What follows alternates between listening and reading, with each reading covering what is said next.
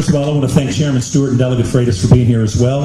And since Delegate Freitas won the draw on the opening question, you will respond first. We will ask one question. Each candidate will have a chance to respond to that question. Delegate Freitas, your first question is, according to the Joint Center for Taxation and Congressional Budget Office, the recent tax cuts could trigger a $1.1 trillion addition to the national debt. Is this important to you? Do you support the tax cuts? And how would you balance tax cuts against possible increases to the national debt? So first of all, again, thank you all for having us. I absolutely support the tax cuts that we just experienced. In fact, I think we need more tax cuts. One of the things that always frustrates me is when politicians ask the question, how do we pay for tax cuts? You don't have to pay for tax cuts. You have to pay for government spending. So what we need to do with tax reform is not just continue the reform, but also to continue to cut. Because what we've seen with this tax reform is that we used to make it more expensive to do business overseas than it is to do business here at home. And that's changed us. And quite frankly, this administration of Donald Trump deserves a great deal of credit for being able to force this through in order to get it put into place. Now, the next thing that we have to do is start to look at the overall tax structure and how we arrange that. Because I think we need to move to either a fair tax or a flat tax, because it's a far more equitable way in order to achieve taxation. And it keeps money in the hands of the people that earned it, as opposed to government who constantly wastes it. Now, with respect to how do we ensure that we don't increase deficits with respect to tax cuts, it's pretty simple. Cut government spending. There's a whole variety of things the government is currently spending money on right now that, quite frankly, are not legitimate functions of government. Maybe they're good ideas, maybe they're not, but it's not the core role of government. And another way that we can actually ensure that this doesn't go into deficit spending, here's an idea: stop sending money to countries that hate us.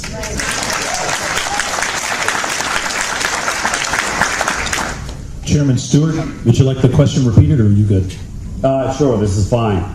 Well, first of all, as you all know, I strongly support the president, and I strongly supported, and I always will, any tax cut that he proposes. Absolutely. I think it's highly disingenuous of the Democrats and the other socialists in this country to criticize the President of the United States for pushing through this big tax cut. And yes, in the short term, it may cause some limited growth in the deficit. But it's also, we need to remind ourselves what President Obama did. $8 trillion in stimulus funds. And what did we get for that? Nothing but more deficit. That's it. That's it. What we have to do is exactly that. We've got to make these cuts, these tax cuts, permanent. The individual rates are set to expire. The only way we're going to make those individual tax cuts permanent is to reduce government spending, starting with the elimination of the Department of Education.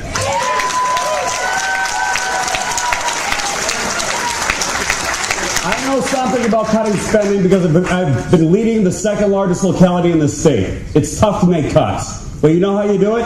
You force the Democrats, you know what? That was a slip of the tongue, but I really meant it.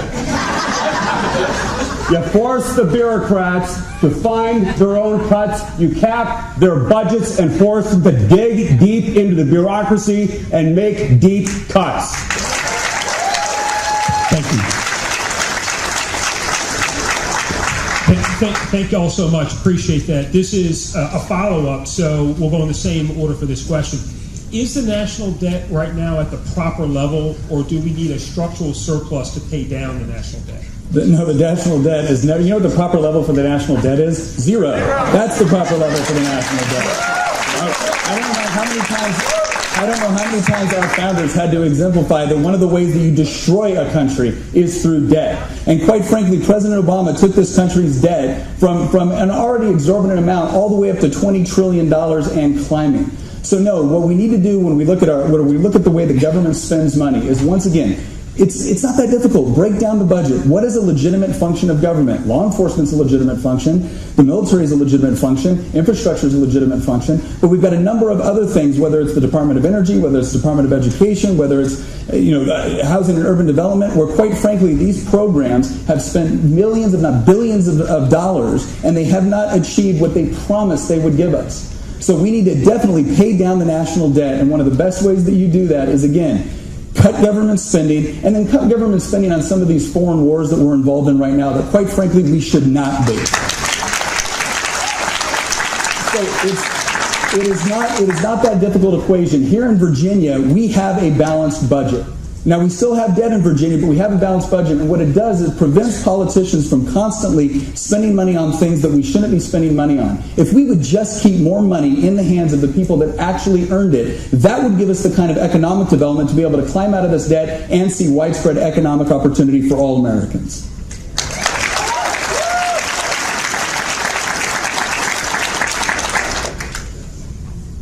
There's only one way to cut the deficit in the future. There is only one way, and that is we must tackle entitlement spending. There's only one way, and that is, number one, and most importantly, we need an absolute and full repeal of Obamacare.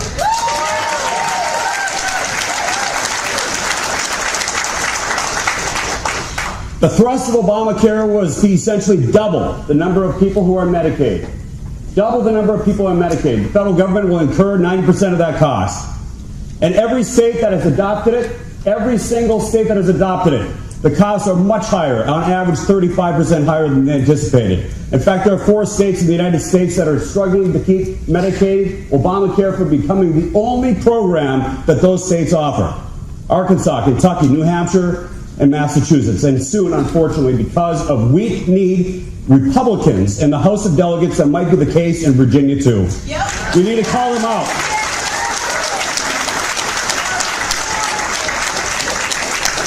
No program created and administered by the federal government is efficient. None of them. Not a single one.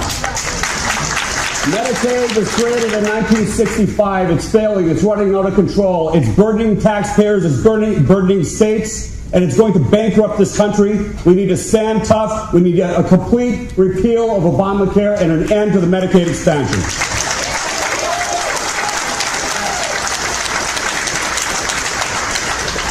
Thanks so much. This next question in some ways jumps off of the last one. This one is to Chairman Stewart first. Entitlement reform is tied definitely to deficit reduction. How do you define entitlements? What additional entitlement reforms would you like to see to stem their effects on the national deficit? Think, for example, Social Security or other programs. Well, that's kind of a perfect lead-off. It's not easy. Right? There needs to be some sort of safety net for those who are doing without. Now, currently Medicaid covers pregnant women, poor children, the infirmed, the elderly. Now, when you double the number of recipients, not only are you increasing the cost, but you're making it so much more difficult for those who are currently on Medicaid to find the medical care that they need. That's because only a certain percentage, a limited percentage, of medical providers actually even accept Medicaid. If we don't reform it, and by the way, there is no possible way that the government in Washington that created the problem is going to solve the problem. And that is why we need to leave this and other programs to the states. I am in full support of block granting Medicaid to the states, having every state develop its own program in conjunction with the localities. It's going to be more efficient, it's going to be better for the taxpayers, it's going to be better for the states, and it's going to be better for those who depend upon Medicaid services.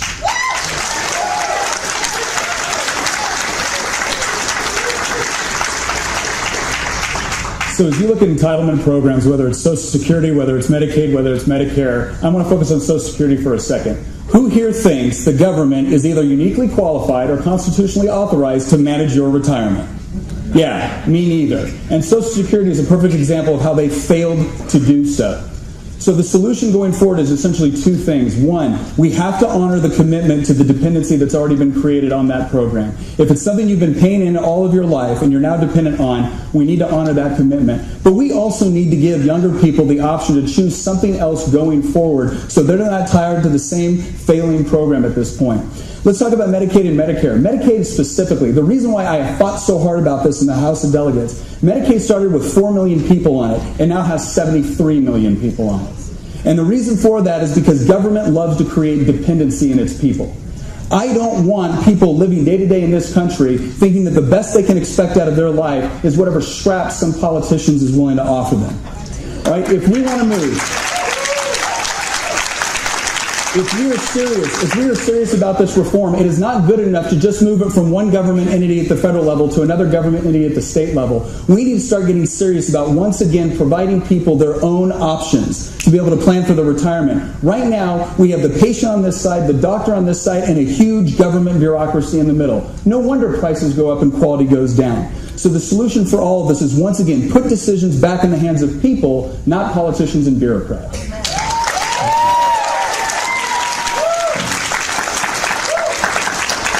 This next question will go to Delegate Freitas first. We want to thank Deb Griffin of the Richmond, Virginia Tea Party for this question. Candidates, what set of beliefs or isms do you see as the greatest threat to the United States today and in the near future? And what threat does it pose? And how do you feel it would affect the United States? So I would say socialism, cultural Marxism, really what this comes down to, and here's the problem. This whole debate that we're having in this country right now is between two competing philosophies. It's a philosophy of control versus a philosophy of liberty. Right? For over 27 years now, Tim Kaine has been a part of the philosophy of the control. And what he essentially says is, give me more of your money, give me more of your freedom, give me more of your decisions, and then Tim Kaine will live your life for you better than you could possibly live it for yourself. Right? That's what every new rule, every new tax, every new regulation is. It is the philosophy of not only control, but force and coercion. When we are constantly having decisions over to the government to solve things, we are picking the least creative, most violent way to solve problems. I want problems solved by free people working in voluntary cooperation with one another, because that's when you get things like aircraft and cell phones and satellite. And when you are constantly handing all of those decisions back over to the government, you get the DMV and you get $20 trillion in debt. You get any right away of problem. But here's the most important part. Here's the most important part to remember, because we as Republicans and we as conservatives have been caricatured relentlessly by the left, saying that we don't care about people, that we're greedy, that we're selfish. No, here's the difference. We don't see people as a mindless cog in some sort of state-run program. We see people as beautifully and wonderfully created with a purpose to serve in this life. And government's job is to protect their liberty, their property, provide equal justice before the law so they can achieve their purpose.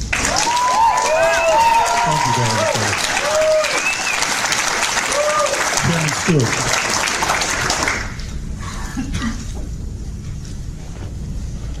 For 50 years, the left has waged war on America. They hate America. They really do want to destroy it. They think that it's a bad influence on the world. For 50 years, they've done everything to destroy us and our culture and our heritage. And for too long, Republicans have backed down. All these accusations, they make the accusations. They've done this against me for 10, 12 years. Political correctness is a problem. Let me tell you why.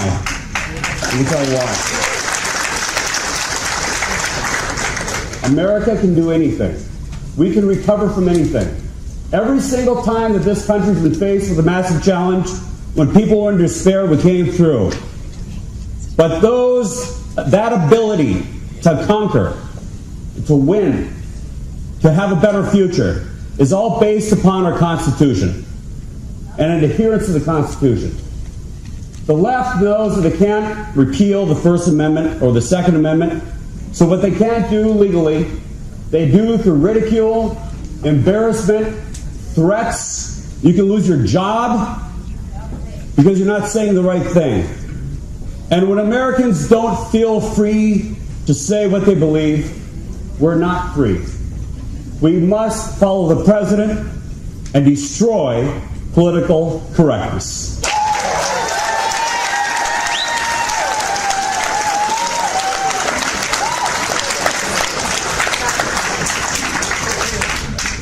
Chairman Stewart, a question from Roy Porter. Sorry about that. Rarely has anyone told me they couldn't hear what I'm saying. That's all right. That's all good. So, question from Roy Porter. Would you pledge to oppose all legislation that would provide a pathway to legal status for illegal immigrants and any form of work authorization for them? And if not, why? Well, I think you know what my answer is on that question. Absolutely. I want to announce a couple things. You know, I've taken a strong stand. Even before President Trump, people say you're trying to be like President Trump. I'm saying he's trying to be like me. I led the nation's toughest crackdown on illegal immigration more than 10 years ago. And I had Republicans telling me, don't do it, don't do it. You're never going to get reelected in Prince William County. It's a 55% majority district. It's 465,000 residents. It's in Northern Virginia. Don't do it. But I did. And today we've handed over 8,000 criminal illegal aliens over to ICE for deportation.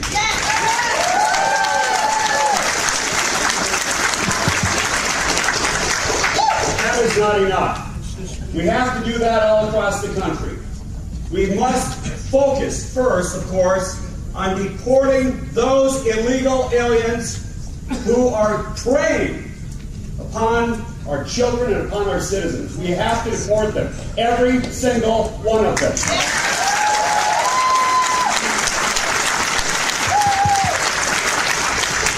Can you hear me, by the way? No. Here's what we're going to do, folks. You know what? The president wants to put the question of whether or not you're a citizen back in the United States Census. That's right. Not only do I support that, and this is going to make some news, but I'm suggesting that we should share that information with Immigration and Customs Enforcement so that they can remove those individuals who are not here illegally. That's what we got to do. And finally, and perhaps most importantly, we must support the president. I know not every Republican believes this or wants to support it because it's controversial. But the only way we're going to control the problems in this country is to stop this massive inflow of illegal aliens into this country who are suppressing wages, who are committing crimes. And that is why we must build the wall. Okay, so here's the issue. This is another area where Republicans, where conservatives constantly get caricatured by the left. Because we want legal immigration, we're constantly referred to as being racist, we're bigots, we're xenophobes. It is so incredibly frustrating. I remember a time in my district, we had two people that came here legally, followed all of the rules, and because of a mix-up between Department of Labor and Department of Immigration, they had to go home. They had actually adopted someone out of the Virginia foster care system. Again, they were following all of the rules. But the problem was this. Democrats have become so focused on people that have come here illegally, they completely ignore not only U.S. citizens, but all the immigrants that came here legally as well. So this is a pretty simple solution. We have two things, and the president is absolutely correct about this. One is border security, which includes building a wall, and the other part is comprehensive immigration reform, a merit-based immigration system. I'd love to hear liberals talk about what horrible human beings we are because we want a merit-based immigration system. You know, like Canada and the UK and Australia. By the way, have you ever read Mexico's immigration laws? Oh my gosh, you want to talk about draconian. But again, the one thing that we have to get out there and we need to make very, very clear is that we love it when people come to this country because they want to be Americans. All right, but they have to understand that you are fleeing something in the first place. You're fleeing a country that didn't respect rule of law. You're fleeing a country that doesn't respect individual economic prosperity. So when you come to this country, you have to obey the rules, and as a federal government, we have an obligation to enforce them.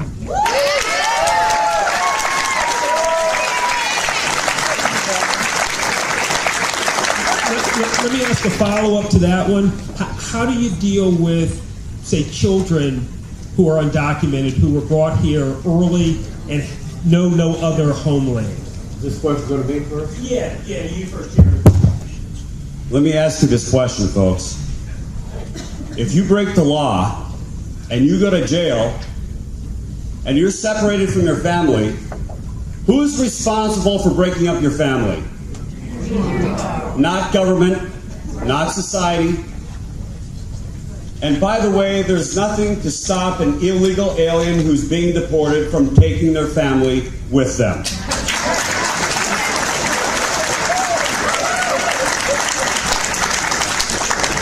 People talk about the dreamers. Well, what about your dreams? What about the millions of Americans who are working class, whose wages have been suppressed?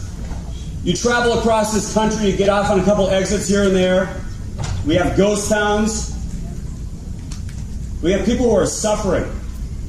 We need to think about our own citizens first. Absolutely. Every single time.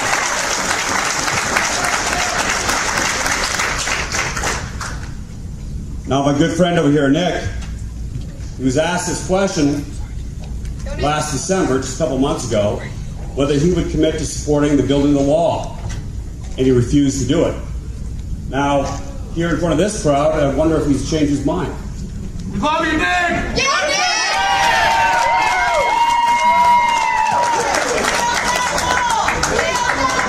So I'll never forget. We're going to ask that you please refrain from that. Thank you. Candidates have time to talk. So Corey has some problems with the truth from time to time, and this is one of them. This is one of them, because we absolutely do need to build a wall. I absolutely believe that we have not only the right to build a wall, we have a responsibility to enforce border security. And by the way, it's not just a wall. It's an entire technological unit which is going to go ahead and make sure that that wall can be properly enforced. And that wall is not only for our safety, it's also for the safety of people trying to cross the border. So once again, we need to talk about this in a way that everybody can understand and appreciate what it is we're trying to accomplish as a country.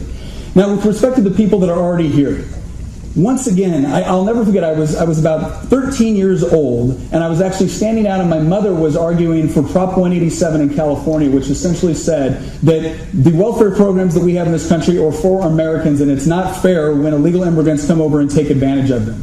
And I remember arguing with a group of people out in the parking lot, and their whole thing was, what about the children? What about the children? I think everyone in here is sympathetic to the children, but the question I asked back was, well, wait a second, what about our children?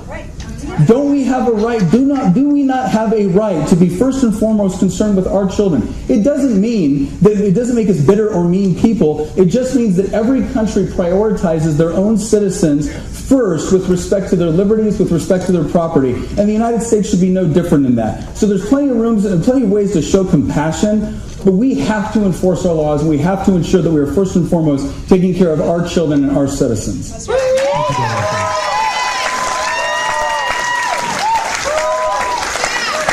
We've just spent a lot of time talking about illegals and illegal activities. Herbert from the Goochland Republican Committee asked this question. The right to vote is one of the most valuable assets of citizenship in this country. Do you feel illegal voting is an issue in this country? And if so, what legislation would you propose to prevent it? And how do you feel about the sanctity of the voting booth? And what will you do to protect it? And that goes to you first, Delegate Freitas. Okay. So we passed legislation in Virginia that I was proud to support, which required a photo ID. And once again, we were called evil, bigoted people that didn't want other people to be able to vote. So you know what we did? We provided a free photo ID to everyone so that they could show up to the polls and they could cast their vote. Because I can tell you right now, simply voting does not make a republic legitimate. Saddam Hussein was voted into office, right? 98% of the vote. It was really overwhelming, right? Because the option that you were given was you vote for me or your family dies. So this whole idea that the most important thing is just as many votes as possible. No, the most important thing is civic engagement by people that have the legal authority to vote.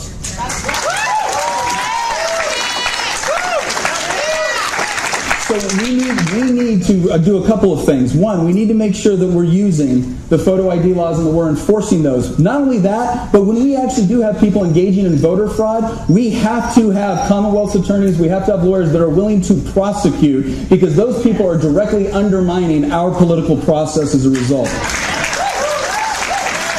And if they're not willing to do that, and it's a federal election, then the federal government does have a place to step in and say, if you're not going to enforce election law, we'll help you enforce it.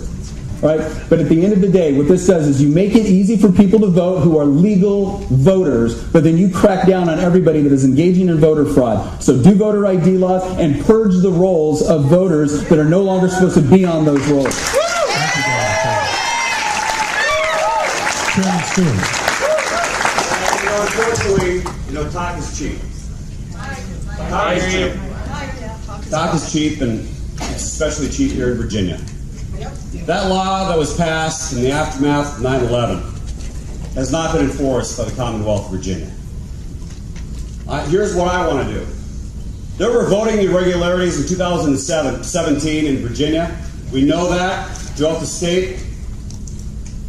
We need to ask the Department of Justice to, instead of pursuing these frivolous, untrue claims against the Trump administration, to investigate voter fraud in the Commonwealth of Virginia and to prosecute. That request needs to come from the General Assembly. There has been no request so far. Here's another one. Did you know that in the Commonwealth of Virginia, you do not need to sign an application to get an absentee ballot? Do you know what that means? That means you're going to have 50 or more applications for an absentee ballot coming from a single address. And it's happening right now. And you know what the House of Delegates has done about it? Absolutely nothing. Folks, here's what we got to do. This is what we got to do. We got to enforce the laws. We need to investigate these claims of voter fraud and prosecute anybody who votes fraudulently. Thank you, Senator Stewart. I've got a follow-up question to that one, and this one will go to Delegate Freitas as well. Should the federal government, you're running for federal office here, should the federal government step in towards states who openly disregard federal laws such as sanctuary cities? So here in Virginia, I have repeatedly voted for legislation that would prevent sanctuary cities from taking place. And again, Corey's having a little bit of difficulty with the truth. We have passed legislation. We have passed legislation in Virginia to address this. Unfortunately, we have a Democrat governor that vetoes that legislation repeatedly because that's how our governmental system works. Maybe if we could have gotten a little more help in this general election instead of constantly running down our own party, we'd have a Republican governor. Now, here's what I will say about enforcing federal law. I'm a federalist, which means I actually believe in the Constitution, which means I don't want the federal government running around telling states what to do with every aspect of our laws and how we enforce things. Now, I will say this, though. There's a lot of money that is leaving the state and going to the federal government. And when a state refuses to enforce federal immigration law, and then the federal government refuses to allow that state to enforce its own immigration law, well, then there is mechanisms that we have in place in order to ensure that they don't get some of the spending or they don't get some of those tax dollars back for various programs. Because it makes no sense for the federal government to fund a bunch of welfare programs when a state allows a bunch of illegal aliens or people that are not qualified for those programs to then use that money. So there is a mechanism for punishment. But I will tell you this right now. If you believe in federalism, no, the federal government does not have a right to come in and tell a state agency what they have to do. Because if you allow them to do that, I want you to think about what happens when we have somebody in the White House that we don't trust. What happens to our gun laws? What happens to religious liberty? That's right. So we can do both.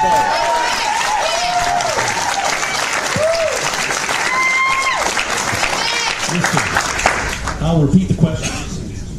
Okay. Should the federal government step in towards states who are openly disregarding federal laws, such as the sanctuary cities?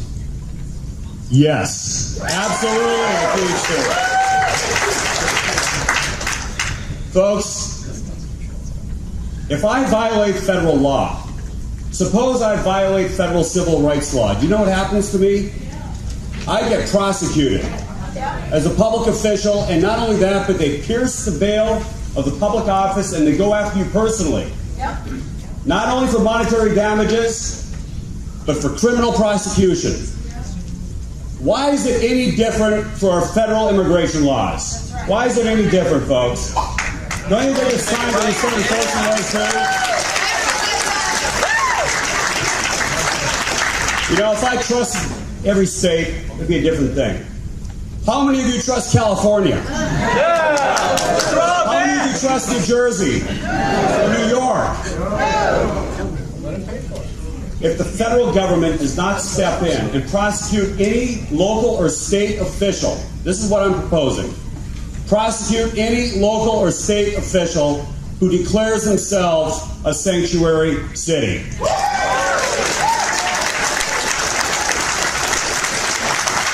By the way, I don't trust California either. To issue driver's licenses when they're doing that to illegal aliens. There needs to be a federal law to protect the vote. That is a civil right that you all enjoy.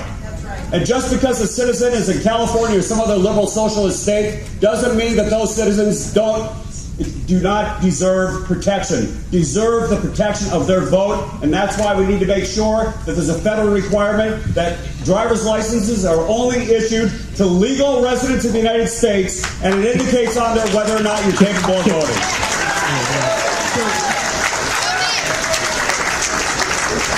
So one quick follow-up to start with Chairman Stewart. What should it take for someone to regain their right to vote after the individual commits a non-violent or violent felony, if they should ever regain their right to vote? Well, this is kind of a personal question for me. Look, somebody pays their debt to society. They need to have their rights restored to vote. But it should not be automatic, because there's some healing in that. When somebody comes out of incarceration, somebody's been convicted of a crime, and they pull their lives together, yes, their voting rights should be restored, but it shouldn't be blanket the way Terry McAuliffe did it. That was wrong. So I'll leave it at that. It's kind of a touchy subject, but that's the way I feel. Thanks, sir. Delegate Freitas. So I'll say first and foremost, I am shocked by what Chairman Stewart just said. What he essentially said was that he wants the federal government to come in and prosecute states for not carrying out federal law. I want you to understand something. I want you to understand what that means. That means if we ever, God forbid, had a Hillary Clinton presidency and they passed federal gun bans, then they're going to, now when a sheriff ignores that law and refuses to enforce it, the federal government's going to go in and put that person in jail. That's the difference. That's the difference between seeking a headline. That's the difference between seeking a headline and actually understanding how the Constitution works and why those protections are in place.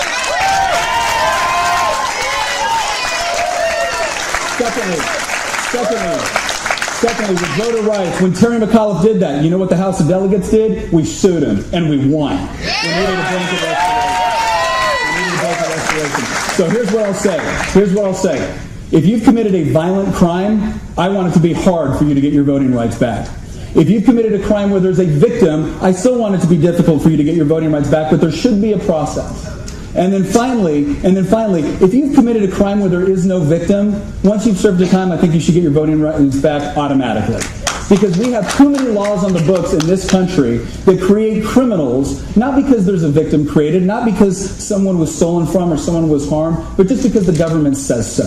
And in cases like that, we do need automatic restoration. But if you've created a victim or you've engaged in violent behavior towards someone else, no, there needs to be a process for that to make sure that you've been reformed.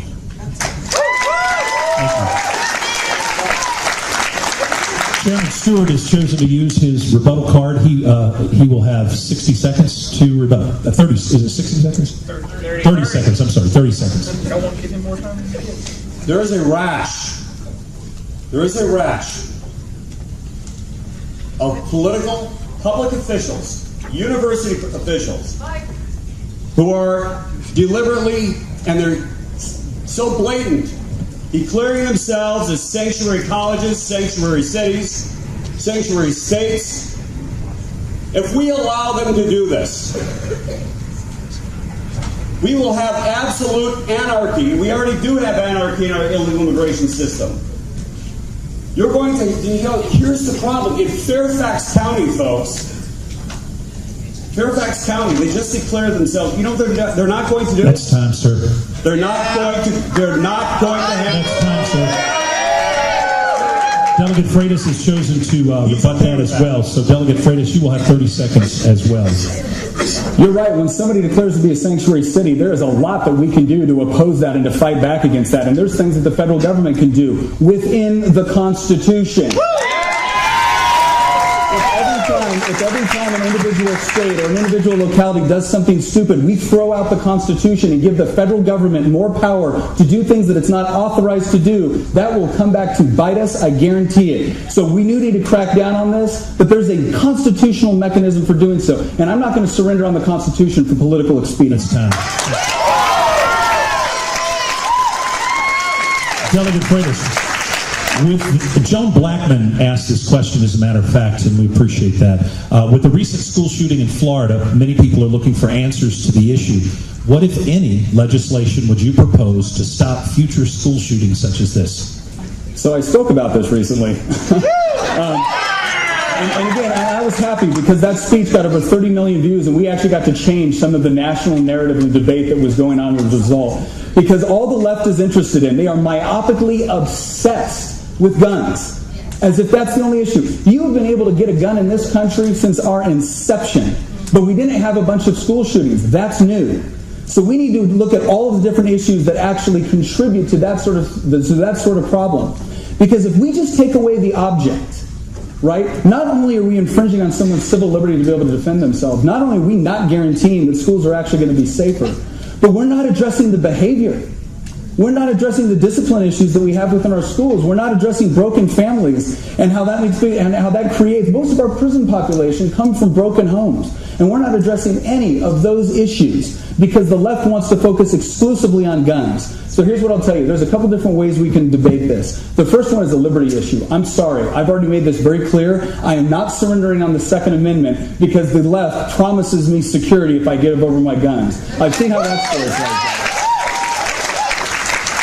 But there is a lot we can do, and there's a lot we have done in Virginia. We actually voted to allow for more school resource officers and for retired law enforcement to be able to be armed security at our schools. So I got a question for the left. There's a lot of things we agree on, whether it's trauma-informed education, whether it's additional school resource officers. Do you want to talk about the things we agree on, or do you want to completely fight on the other things? Thank you. Senator Stewart. Hey, Dick, that was a good speech. It was a good speech. But we don't fix problems with speeches, folks. We fix problems with action. Every single time there's a shooting, the left always talks about guns. And we as the right, we'd say, no, look, there are more guns, more guns back in the 1950s per capita than there are today. We didn't have these rash of school shootings. That's not the solution. Since 1950, every single mass shooting in the United States, except for 3, has been in a gun-free zone. Because you know what a gun-free zone sign means? It means come on in. No one's going to shoot back. It's an invitation to a murderer. We need to end gun-free zones in our schools and every other place. But here's why I get elected in a very, very difficult district of 465,000 people. Because I don't just talk the talk, I walk the walk, and I get things done. A couple years ago, after the shooting in Connecticut at Sandy Hook, we funded school resource officers in every single one of our middle schools and high schools in my county. And just now, in this year, I want to be the first to announce that we will become the first locality, and we need to do this across the nation. We will become the first locality in Virginia to place retired police officers in every single school in my county.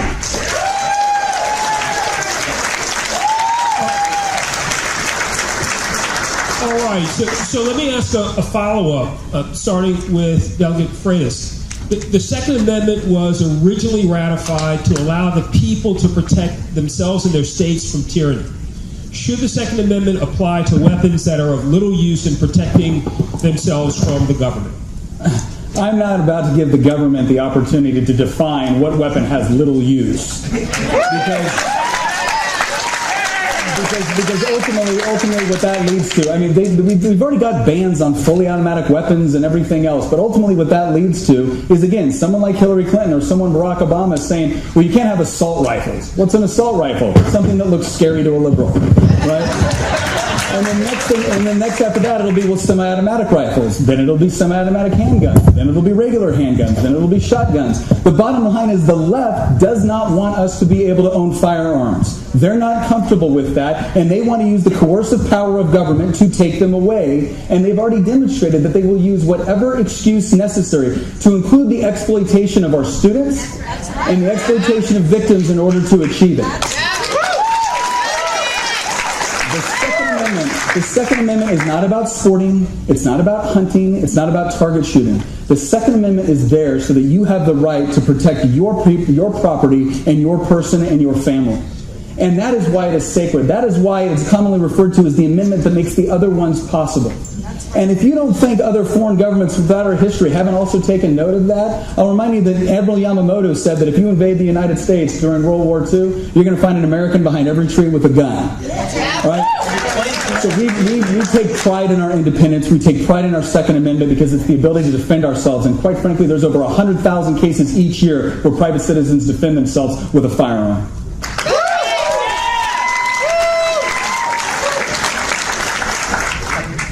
Well, here's the problem. We're all talk. You have to have action and you have to have a solution, because after each and every one of these these shootings, the left always has the proposed solution. We all know it's wrong. But there needs to be a counter-narrative. There needs to be a solution from the right. And that is why I'm supporting the President of the United States and allowing teachers in every school in this nation to do concealed carry if they're permitted to carry, if they're trained, and they're comfortable with a weapon. And here's another thing, too. We have a lot of veterans in this country. We have 800,000 veterans in Virginia, and I thank each and every one of you. You've been trained. You've been trained not to back down to a threat. You're comfortable with a weapon. And I think that it's time that we bring not just retired police officers, as I'm doing in Prince William County, but we need the authorization from the General Assembly to place veterans in our schools as well to protect our kids.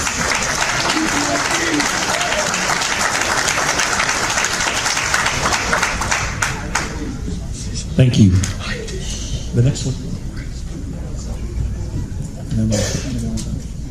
Okay, we're going to start with Chairman Stewart on this one.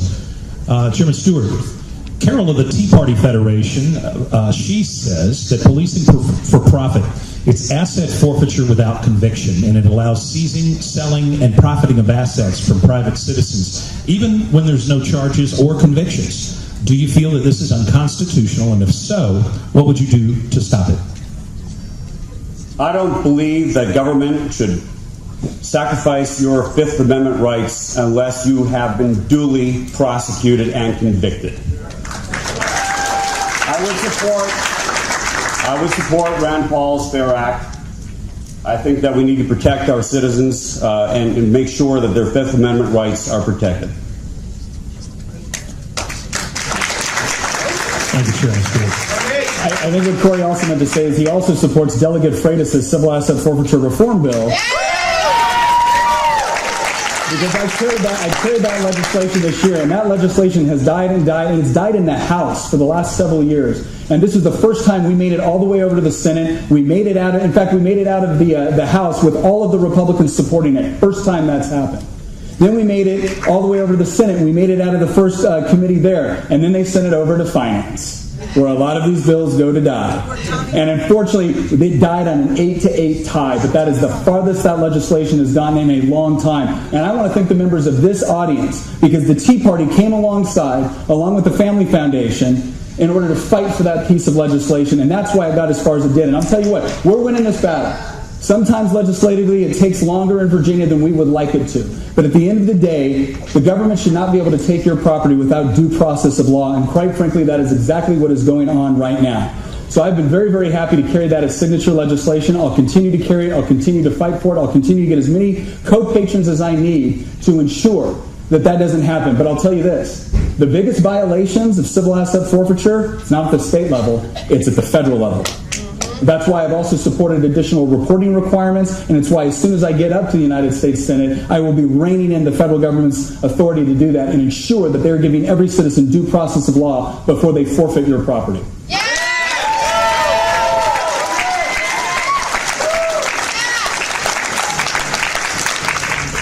Delegate Freitas, first for you, from Susan Lascalette of the Richmond Tea Party. All legislators are elected to represent their constituents. If the vast majority of your constituents hold a policy decision opposed to your personal beliefs, how would you handle this? So here's the responsibility of every representative in a free republic. The way that I represent my citizens is this. I be open and honest with you about exactly what I believe and how I plan to legislate. Because in a representative republic, what you're doing is you're delegating your inherent political authority to me. To go into an environment, to look at a case, to look at the various sides, to do the analysis, and then to cast a vote in accordance with the principles that I told you I have. Now, if someone tells you that they're going to vote however their constituents want them to, let me ask you a question. How do you determine that? Do you take a poll? What happens if the majority of your constituents don't answer that poll? No, the obligation and the sacred trust you have with the people you represent is to be honest about what you believe and to go make hard decisions when necessary and then to come back and face the fire if need be. But I will tell you this, I believe in individual liberty. I believe in the free market. I believe in a strong national defense. I believe in respect for God as ordained by our founding fathers. I believe that you have due process of law and equality before, and that is how I will legislate. And I'm not going to let any poll from the New York Times sway me when I know what the right thing to do is, because that is what you've elected me to do, to get the information, face the fire, and take the tough votes.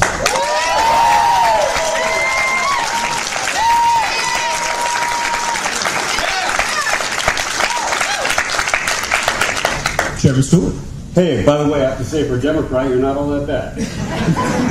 Pretty fair question.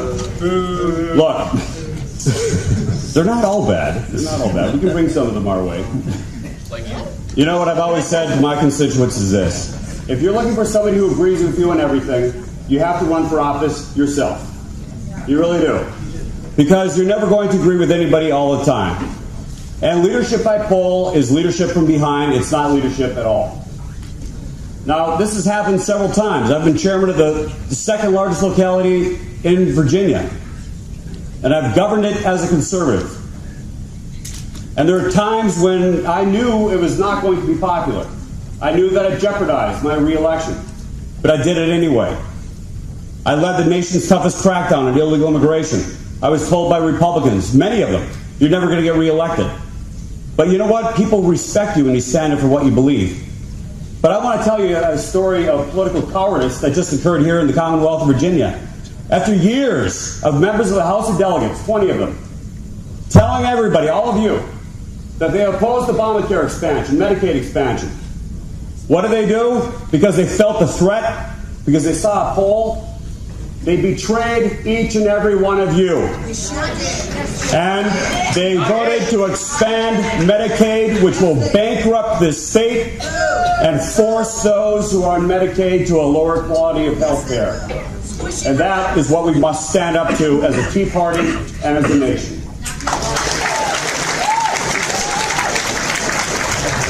Thank you. The next question will go to you, Chairman Stewart. Some people have argued that the use of the filibuster in the Senate allows the minority party to obstruct progress and block good legislation from being passed. Of course, the House of Representatives does not have a filibuster. Should the U.S. Senate abolish the filibuster, and why or why not? Absolutely yes, it needs to abolish the filibuster. What? Do you think for one moment, is the filibuster in the United States Constitution? No, it's not.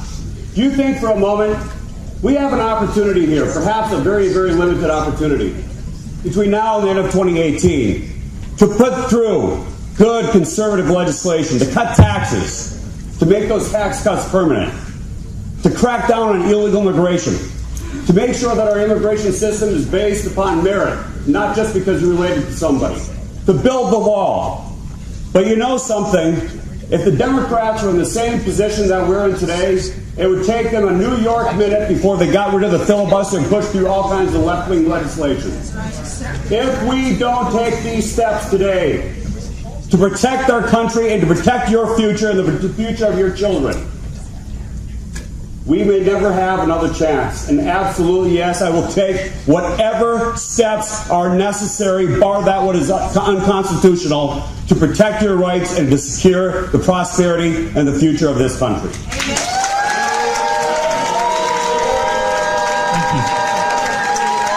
If we could please have quiet. Our objective is to have the candidates have as much time as possible. Delegate Freitas. So there are different mechanisms that the Senate can use within their own rules in order to override a filibuster. But to completely abolish the filibuster? Absolutely not. Do you know how many times we've had an opportunity to be able to stop bad legislation from getting passed because of the filibuster? So again, this is really a question of how active do you want your federal government to be? I mean, yeah, it's nice right now when Donald Trump's in the White House, when we have the control of the Senate and the House. What happens when we don't?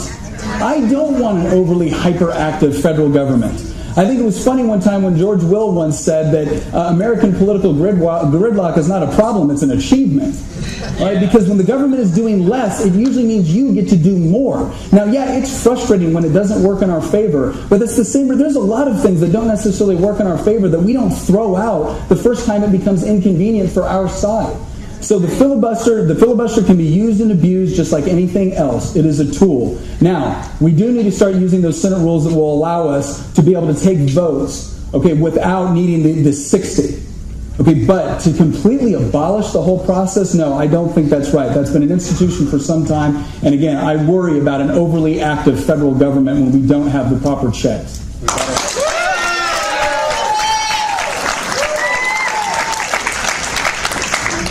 Perhaps you're not aware, the Democrats already did it. They got rid of the 60-vote rule. That's how we got Obamacare. That's how we got all this left-wing legislation in the first place. And now we're supposed to play by the Marcus of Queensberry rules? You know what? I grew up as a Democrat. I know a lot of people, everybody in my town. I know how to fight like a Democrat. Let me tell you something. I am going to run, and I'm going to govern as the most ruthless, vicious conservative you have ever seen, and that is how we're going to defeat Tim Kaine.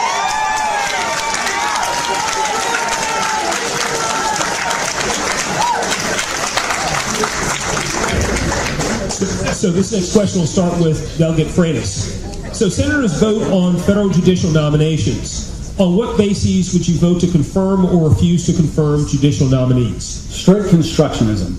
Here's what it comes down to. Scalia was absolutely right. All right, when you look at the federal judiciary and what its responsibility is to interpret the law and issue an opinion. It's not to write the law. It's not to be a super legislator. It's not to do what I think it was Ruth Bader Ginsburg that said that, well, the evolution changes, the Constitution changes based off of evolving standards of decency. Okay, that's called the amendment process. It's not called whatever a majority of Supreme Court justices think it should be. So my absolute 100% hardcore rule on this is, do you believe in strict originalism or constructionism, which essentially says this: when you interpret the law, you interpret it based off of what the text says at the time that it was put into effect. If you can do that, then we can make the judiciary a respectable organization again. But unfortunately right now, we do have too many people, and they're all left-wing jurists, that believe in this sort of proactive judiciary where they're going to become super legislators. And it completely undermines our Republican system of government. The other thing I would say is that we also have some problems with the court assuming far too much about its own responsibilities. The Supreme Court has the ability to issue an opinion. Okay, that doesn't mean it's the only branch of government responsible for interpreting the Constitution. We all swear an oath to the Constitution. And the legislative branch, the executive branch, and the judicial branch all have to make sure that we are enforcing the Constitution and properly applying it along with originalist interpretation in the scope of Scalia and Thomas.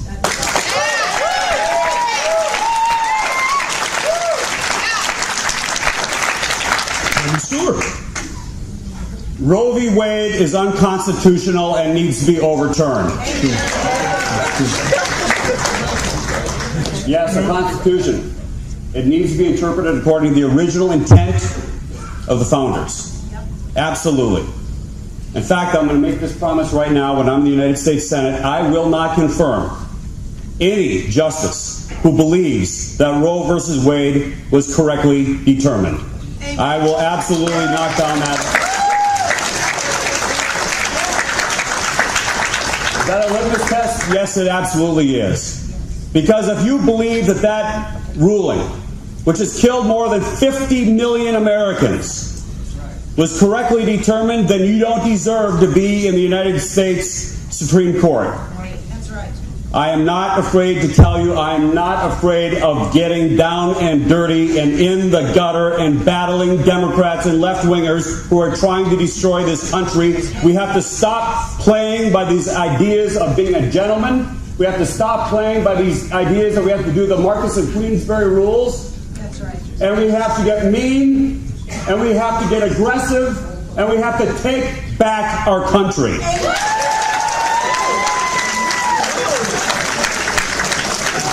Thank you, Chairman Stewart. Chairman Stewart, you will get this question first. There's many ways in which you can serve the public. Why do you believe that serving as a U.S. Senator from Virginia is the best way for you to serve our Commonwealth? And do you have any particular gifts that make you uniquely capable to serve well?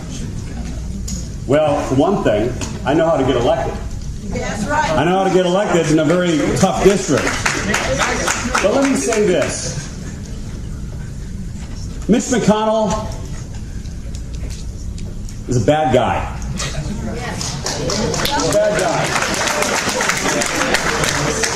There's a unique party in this country. It's not just the establishment Democrats. It's not just the establishment Republicans. It's all one party. And if you don't believe it, take a look at it. What's the difference between George W. Bush and Hillary Clinton? Just saying. Not too much. Just saying. You know what? You have to have a record of being willing to stand up, not just to the Democrats, not just to the media. You have to have a proven record of being able to stand up sometimes to your own party leadership, and that is exactly what I've done.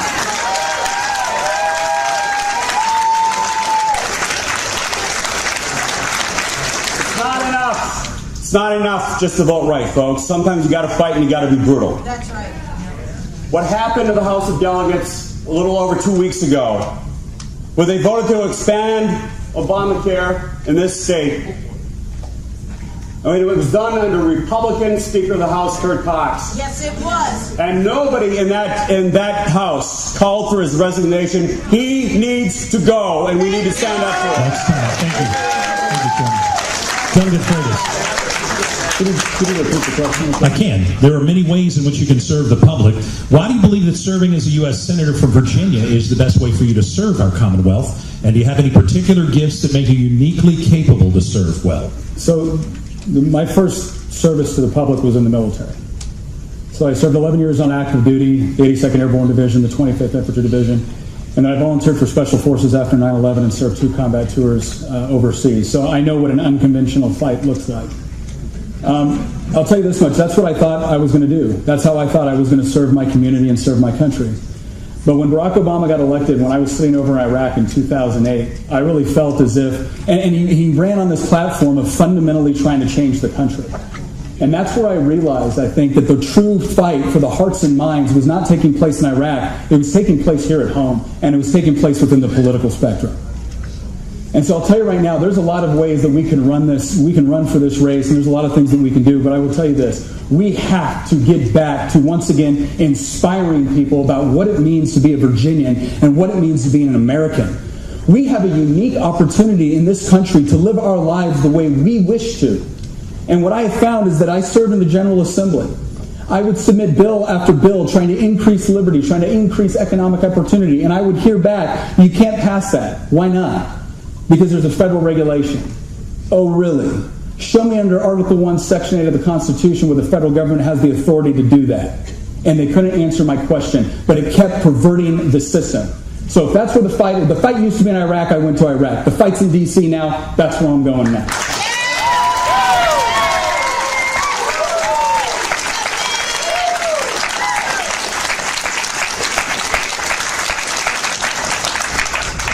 So we just have a couple questions left. This one to Delegate Freitas.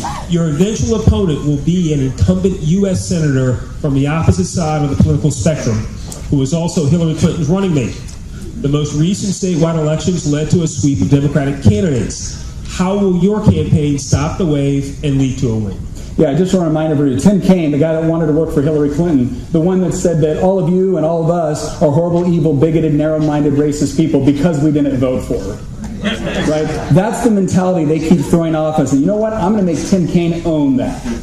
I'm going to make Tim Kaine own that. Not only that, but Tim Kaine worked in collusion with Hillary Clinton to disenfranchise millions of Democrat voters. There's a fight going on within the Democratic Party right now that, quite frankly, we need to bring up. We need to make them aware of it. Because I'll tell you what, there was a number of issues where younger voters, they're tired of the government status quo. And Tim Kaine is a poster child for the government status quo. So the way that we win as conservatives statewide, it is not by surrendering on our principles. That is never the answer to victory. Because this isn't just about winning a political contest. It's about winning the culture. It's not just about winning this election. It's about winning the next 10 after that. And the way that you do that is you once again put the emphasis back on the power of the individual to live and thrive within a free country, to be able to live their life in accordance with their definition of happiness, not the government's definition of happiness. To be able to be secure in their person and property, to know that when they stand before a judge, they're going to get equal protection before the law, regardless of who their parents are, regardless of what kind of political connections they have. That is a powerful message, and somewhere there along the lines, Republicans forgot to tie our policy positions back down to that core philosophy. We're the party that loves the individual, that fights for the individual, and that is a winning message in this.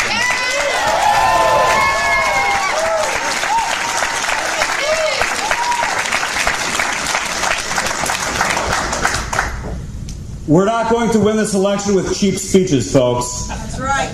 We're not going to do it that way. I've been through a lot of tough elections. My compadre here has been through 2 elections. The first time, he didn't even have an opponent. The second time, what's the size of your district? 80,000 people in a solid red district?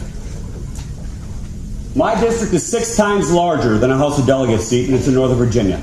I know a few things about winning in Northern Virginia. You know what? You have to start nominating candidates who have a proven record of being able to win in tough districts. Yep. I know how to do it. Let me tell you something about the Gillespie campaign. Big mistake. You know what they did? They didn't engage in controversial conservative issues. That's right. And as a result of that, you know what happened? Their base came out anyway. Our base stayed home. That's right.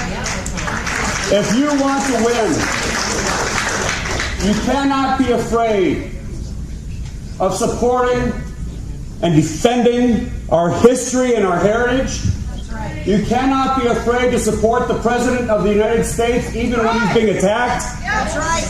You cannot be afraid of cracking down on illegal immigration. You've got to get out your base, and you've got to have a proven record to show that you can actually win in Northern Virginia and other difficult parts of this state. Thank you.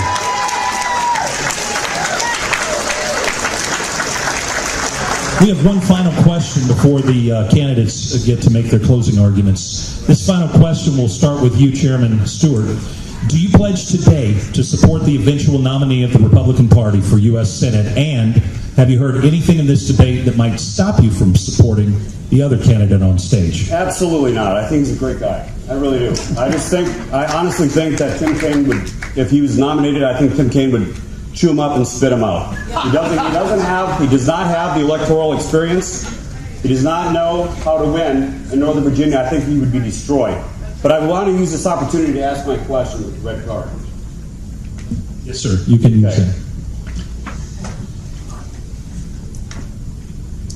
So in 2013, Governor McDonnell,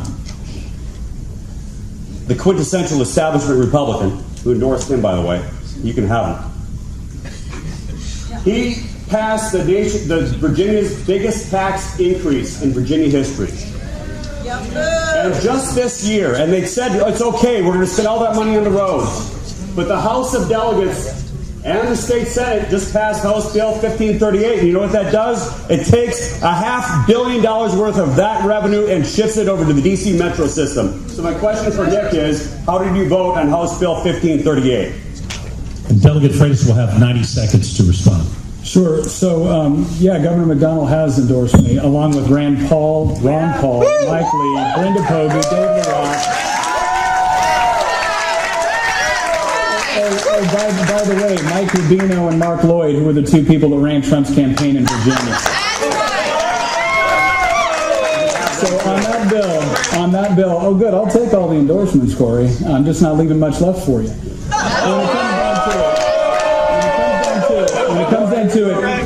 Actually, Laura Ingraham has not endorsed me. Oh, yes, she has. Let's see her say it publicly. So here, I'll say this much. The bill Tim Hugo had the bill with respect to taking money and was putting money into Metro. It wasn't a good bill. But it did one thing that I liked, and that was it put Maryland and it put Washington, D.C. on notice that they're actually going to have to pick up their share of the burden when it comes to the transportation costs, and it also went for other reforms. And it's the same sort of thing that I'll do when I'm up in D.C., where we say that essentially no more money is going to the metro system until we see the sort of significant reforms that we need in order to make sure that it's not abused. Because right now, you've got this small cabal that is dominating when it comes to metro spending. And the problem is that there is a variety of ways that we need to deal with transportation issues. But what we should be doing is pushing more of those decisions back down to the locality, because those decisions should not always be made in Richmond. They should not always be made in D.C. They should be made down at the local level. Thank you. I already said I voted for Hugo's bill. We're going to need everybody to please remain quiet while we have Delegate Freitas answer the final question.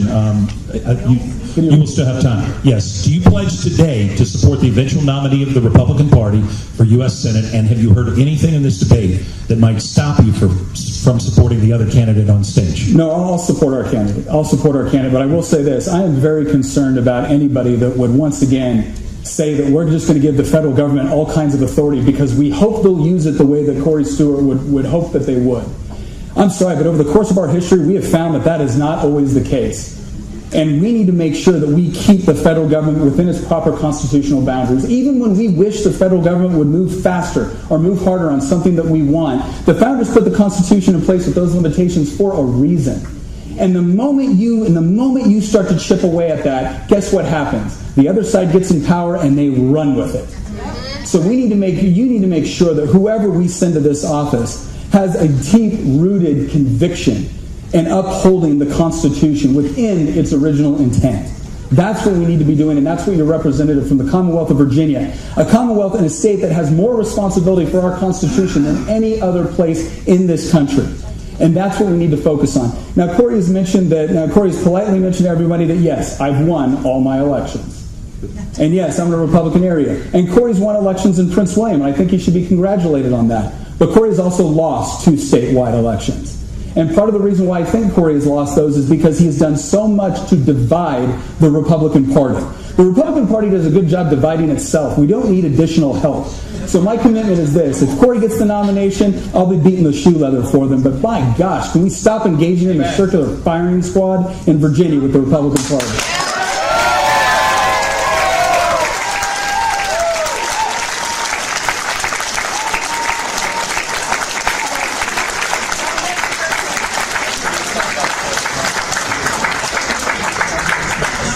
Friends, that's been a quick 90 minutes. What we have time for, however, are closing statements, 90-second closing statements. Chairman Stewart closes first. The federal government has an obligation to protect the territorial integrity of the United States and to limit those who enter our country. Amen. And if a state or local official disobeys the federal government's legal right, constitutional right to do that, then they need to be prosecuted. That's right. It's not enough to rely on your ideology and say, oh, we should never tell the states what to do. There are people who are being hurt in this country. Go across this country. There's a lot of pain. There's a lot of working class people who Donald Trump finally, by the way, we have a great president of the United States in Donald Trump. Do we not?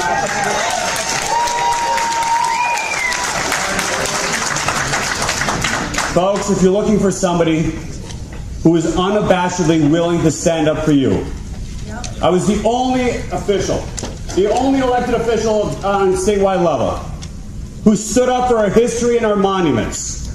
I was the only one. I was the one who had the crackdown on illegal immigration. I was the one who stood up to the General Assembly when the House of Delegates passed Medicaid expansion. I was the one who stood up for President Trump when it was difficult to do so in 2015 to lead his campaign. And I was the one who stood up to Dominion and Google and Facebook because they wanted a better deal than county residents. If you want a winner and you want a fighter, then I'm your candidate, and I ask for your vote on June 12th. Thank you very much.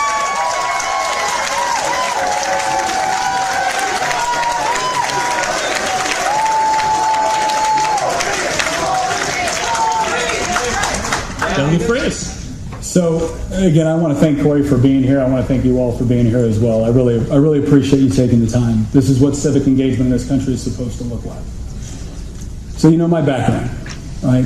To say that anybody would chew me up and spit me out, that is adorable.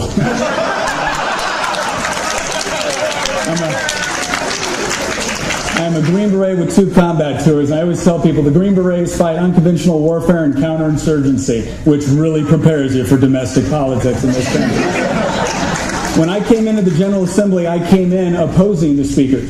When I came into the General Assembly, I came in challenging a 14-year incumbent. Because when it's time to challenge our own party, I'm willing to step up and do that.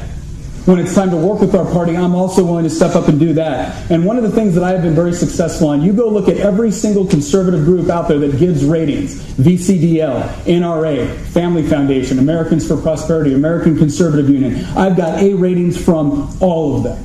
Not just for voting the right way, but for carrying the legislation and taking the hard fights. Let me show you my inbox when I carried the Religious Liberty Bill in the General Assembly. But I don't mind doing that because I'm a fighter. I wasn't built for peacetime, which is good because we're not in peacetime right now. But I will tell you this, the way that we are going to win and the way that we are going to protect the legacy for our children is by once again inspiring people, not making them afraid. We need to once again remind Virginians and Americans who they are and to fully embrace that, and I can do that.